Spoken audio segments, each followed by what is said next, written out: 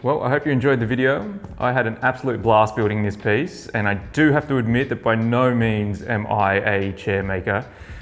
This is a field of woodworking that requires years of dedication to have a solid understanding of the design and construction of chairs.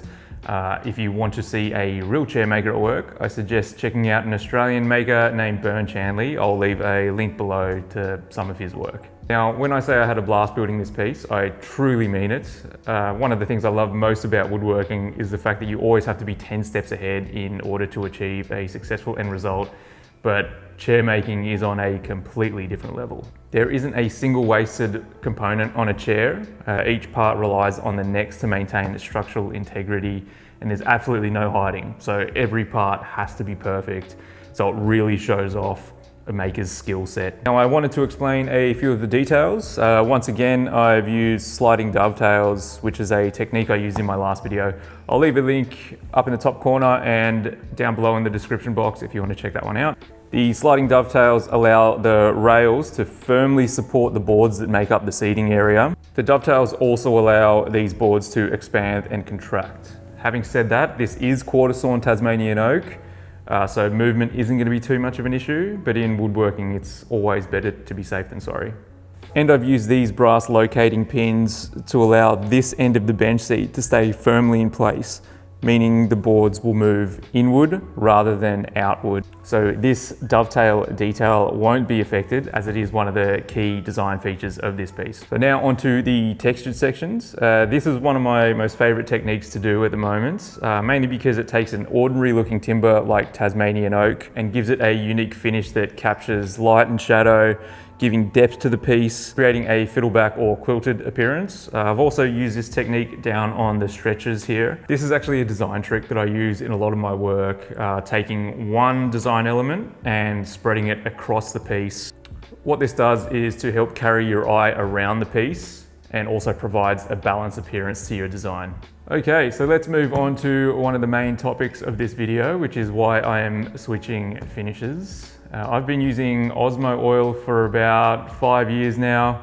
For those of you that don't know, Osmo is a hard wax oil, which is a popular woodworking finish as it's one of the easiest finishes to apply to get high-end results. Now, throughout my career, I've used a ton of different finishes, from oil-based varnishes to water-based polyurethanes, lacquer finishes to hand-polished finishes. Now, every one of those finishes has positives and negatives, but from my experience, none of them are foolproof and some of them require a lot of prep work. For me and my setup, hard wax oils are by far the easiest in regards to preparation and application, but most importantly, they look professional, which is why I'm sticking with hard wax oils. I'm just looking for a different alternative to Osmo. Now, why am I switching from Osmo? Well, it seems as though the protection isn't as good as it once was. I'm not sure if they've changed the formula in any way, but I've been having some issues with scratches and watermarks, and I know a few other furniture makers that are having the same sort of issues. And unfortunately, the only response you get from Osmo is that we're not applying it properly, which just isn't the case. Now, don't get me wrong, I'm not putting Osmo on blast. I still like their product, and I'm sure I'll continue to use it on items that don't require a ton of protection. After all, in my opinion, it's one of the products that look best on walnut.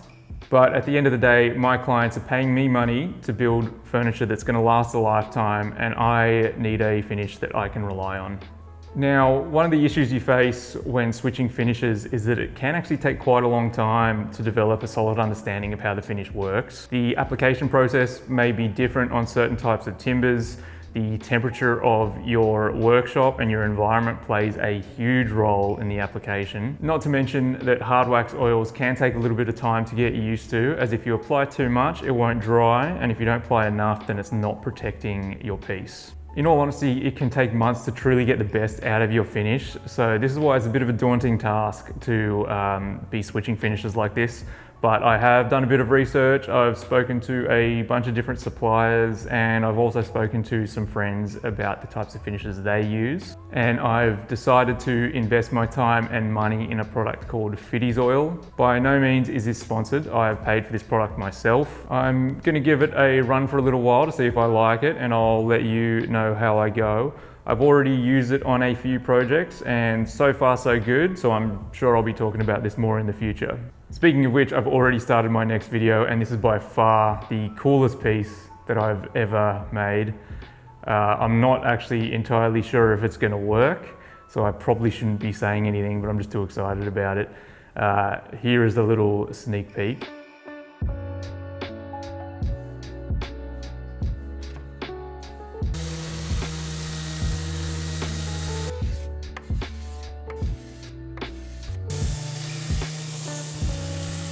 And of course, if you want to get notified when this video comes out, please hit the subscribe button. Now, I'd love to know what finishes you're using, so please leave a comment below. And if you want to know more about this piece, I'll leave a bunch of info in the description box.